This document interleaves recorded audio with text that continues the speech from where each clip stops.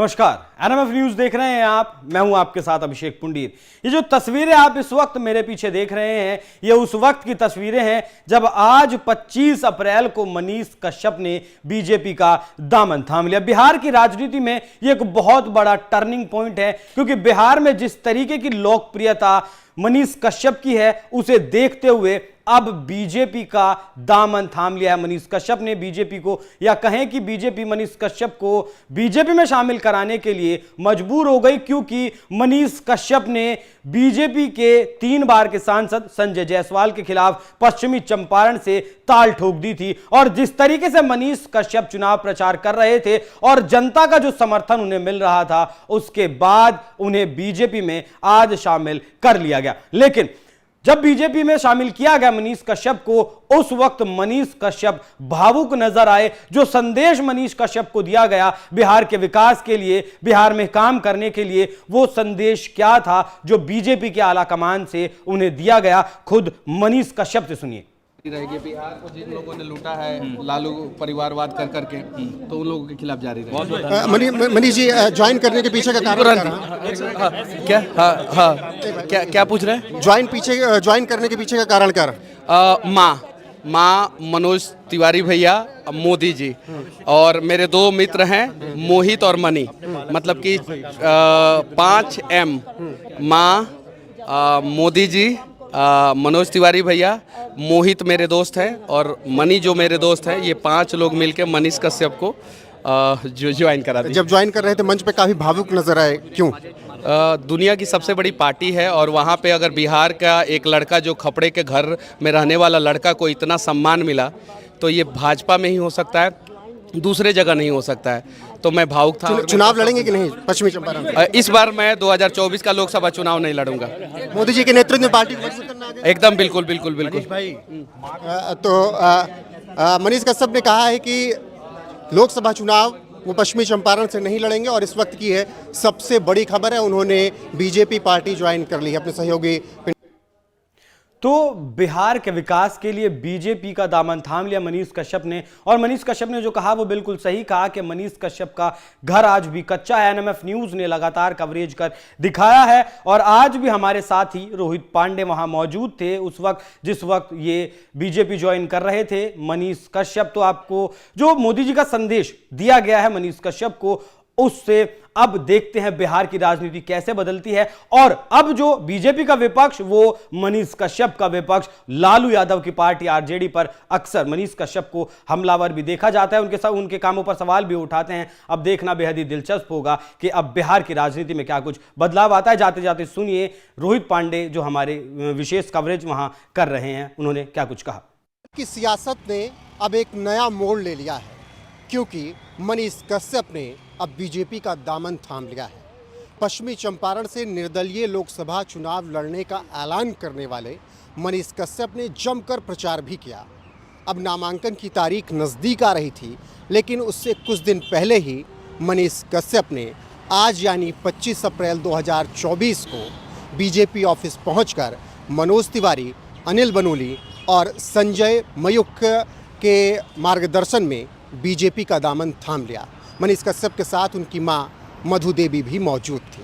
अब मनीष कश्यप ने बीजेपी का दामन थामा है, तो इससे बिहार की सियासत पे क्या कुछ फ़र्क पड़ेगा? अगर इस पर नज़र डालें तो बीजेपी के लिए एक बेहद अहम ब्राह्मण चेहरा आने वाले वक्त में वो हो सकते हैं। इसके अलावा वो प्रखर वक्ता हैं, तो वो हर मुद्दे पर बीजेपी की बात भी रख सकते हैं और विपक्ष को वो अच्छे से जवाब भी दे सकते हैं। लालू प्रसाद यादव आरजेडी और तेजस्वी से उनका 36 का आंकड़ा रहा है। इसका बड़ा फ़ायदा बिहार में बीजेपी को आने वाले वक्त में मिल सकता है। मनीष कश्यप ने बीजेपी ज्वाइन करते हुए वक्त कहा कि मैं काफ़ी भावुक हो गया था। मैंने उनसे सवाल जवाब भी किए, तो उन्होंने कहा कि सबसे बड़ी पार्टी को मैं देश की ज्वाइन कर रहा हूं, और जहां से मैं निकल कर आया हूं, जिस गरीबी से मैं निकल कर आया हूं, जो संघर्ष मैंने झेला है, आज जब मैं बीजेपी ज्वाइन कर रहा था तो मुझे अपना पूरा जो अभी तक का सफ़र रहा वो याद आ रहा था, और इसीलिए मैं भावुक हो गया। मनीष कश्यप ने इसके बाद ज्वाइनिंग करने के बाद राष्ट्रीय बीजेपी के राष्ट्रीय अध्यक्ष जेपी नड्डा से भी मुलाकात की और जेपी नड्डा से मुलाकात में भी उन्होंने कई बातचीत की और उन्हें वहां से भी मार्गदर्शन मिला है कि किस तरीके से बीजेपी का जो गाइडलाइन है, जो नियम है, उस पर किस तरीके से आगे बढ़ना है। अब बात बिहार पर अगर फिर से आ जाएं तो बिहार में मनीष कश्यप ने एक यूट्यूबर के तौर पर शुरुआत की थी, सिविल इंजीनियरिंग की उन्होंने पढ़ाई की थी, फिर यूट्यूब के माध्यम से वो बहुत पॉपुलर हुए थे। भ्रष्टाचार को लेकर वो लगातार बिहार सरकार पर सवाल उठाते रहे, वहाँ के पुल निर्माण को लेकर हो या लोगों की मदद करना हो, हर एक मुद्दे पर मनीष कश्यप प्रखर रूप से बोलते रहे और अब बीजेपी का दामन उन्होंने थाम लिया है और इसके बाद अब बिहार में एक नई सियासत शुरू होने जा रही है। मनोज सर, बहुत बहुत स्वागत सबसे पहले एनएफ न्यूज़ पर। मनीष की ज्वाइनिंग पे क्या कुछ कहेंगे? बिहार की सियासत कैसे बदलेगी मनीष के आने के बाद? देखिए, मैं मनीष को बहुत धन्यवाद देना चाहता हूँ। मनीष एक बहुत सच्चा व्यक्ति है, गरीबों की लड़ाई लड़ता है, डेवलपमेंट की लड़ाई लड़ता है और उसके सारे जो लड़ाइयाँ हैं वो बीजेपी से मेल खाती हैं। मनीष को